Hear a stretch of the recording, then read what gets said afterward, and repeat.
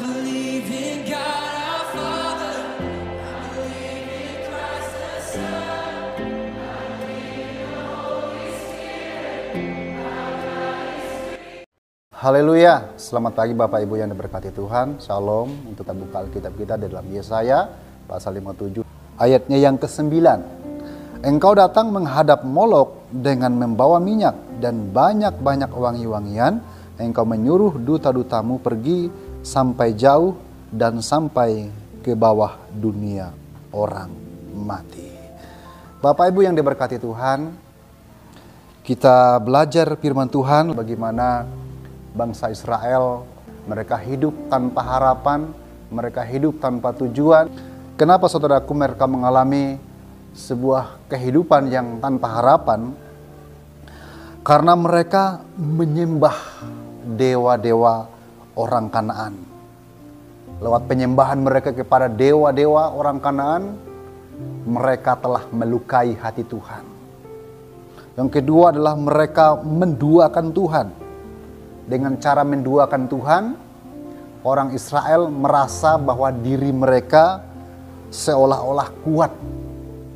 Saudaraku yang kekasih, ini adalah sebuah tindakan yang sangat melukai hati Tuhan. Sehingga mereka mengalami sebuah keterpurukan. Ternyata saudaraku yang kekasih, dewa atau berhala yang mereka sembah itu tidak dapat menolong mereka, tidak dapat memberkati mereka. Mereka berteriak kepada Tuhan, mereka berseru kepada Tuhan, tetapi Tuhan tidak menjawab mereka. Kenapa? Karena perbuatan mereka telah melukai hati Tuhan. Sekalipun Tuhan meninggalkan mereka, sekalipun Tuhan tidak mengindahkan mereka, namun tidak semua orang Israel yang menduakan Tuhan. Tidak semua orang Israel menyembah berhala. Ada sebagian mereka yang taat dan setia kepada Tuhan. Saudaraku yang kekasih dalam Tuhan, Tuhan memperhatikan umatnya yang taat dan setia kepadanya.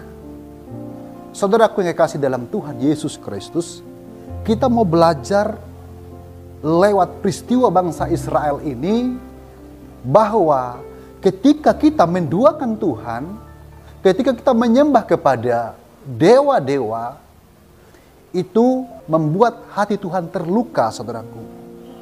Tapi satu hal yang harus kita ingat, Tuhan mengasihi orang-orang yang setia. Mungkin kita juga mengalami peristiwa yang sama seperti bangsa Israel.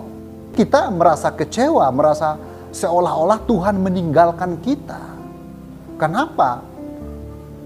Karena banyak persoalan yang kita alami, banyak masalah, banyak pergumulan yang kita hadapi. Sehingga kita merasa Tuhan meninggalkan kita. Tuhan jauh kepada kita. Padahal kita setia kepada Tuhan. Saudaraku yang dikasih dalam Tuhan Yesus, ketika kita setia kepada Tuhan, ketika kita tetap taat kepada Tuhan, tetapi masih ada persoalan yang kita hadapi, masih ada tantangan yang kita hadapi, masih ada pergumulan yang belum terselesaikan, itu berarti saudaraku, bukan Tuhan tidak berpihak kepada kita. Tuhan mau melihat sejauh mana kesetiaan kita kepada Tuhan lewat persoalan, lewat tantangan, lewat pergumulan kehidupan kita.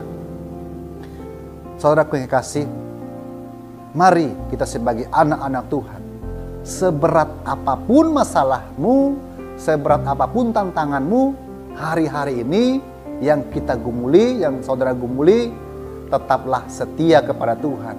Karena kesetiaan kita kepada Tuhan itu akan membuat Tuhan selalu bermurah hati kepada kita. Kesetiaan kita kepada Tuhan akan mendatangkan mujizat dalam kehidupan kita. Kesetiaan kita kepada Tuhan itu akan mendatangkan sebuah pemulihan dalam hidup kita, dalam rumah tangga kita, dalam pekerjaan kita, dalam bisnis kita, dalam apapun yang kita usahakan. Ketika kita setia kepada Tuhan, dalam situasi yang sangat sulit, di sanalah Tuhan akan nyatakan mujizatnya.